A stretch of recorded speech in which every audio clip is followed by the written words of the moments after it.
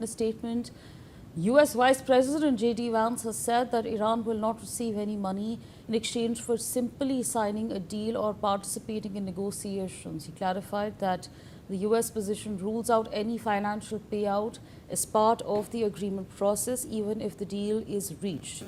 His remarks come amid claims in Iranian media suggesting that the proposed US-Iran agreement could pave the way for the release of Tehran's frozen assets, a claim Washington is now firmly pushing back on. Let me get in a perspective from Mr. Sanjeev Srivastava on that front. And Mr. Srivastava, the statement that has been issued by US Vice President JD Vance, what exactly do you make of this clarification that has been put out, made abundantly clear that, listen, there's going to be no financial transfer as far as the deal is concerned?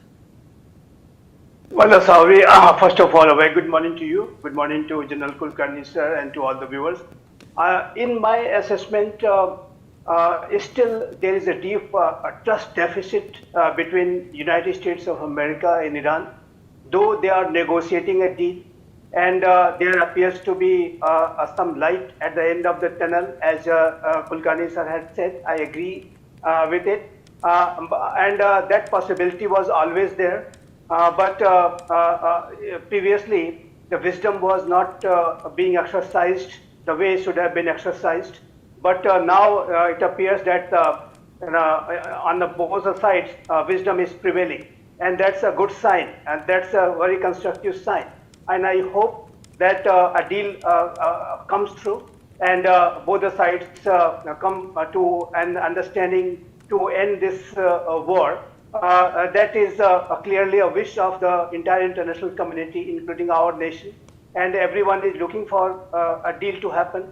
But having said that, the ground reality is that the trust deficit is still there, and that is why such comments are being made by US side. The US Vice President JD Vance has said that even after this kind of any agreement or deal, there is no such initiatives are being taken where we are going to defreeze the frozen Iranian assets.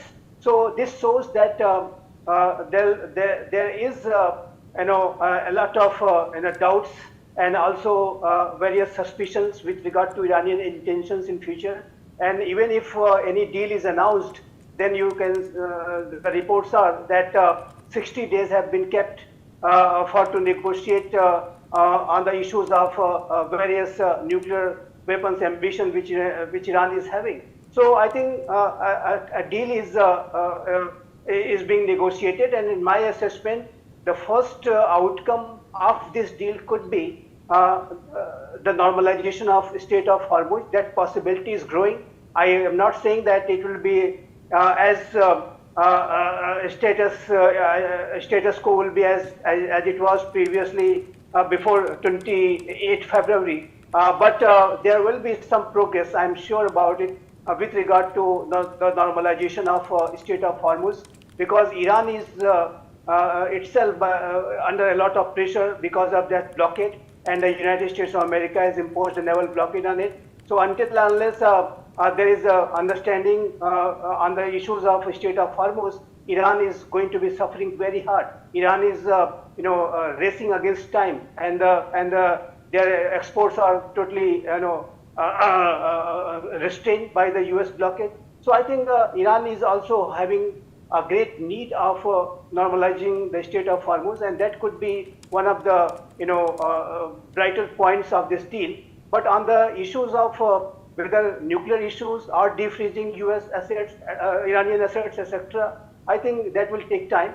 And as I said, that trust deficit is still there. So I think that process will take much longer. It will be a prolonged negotiation.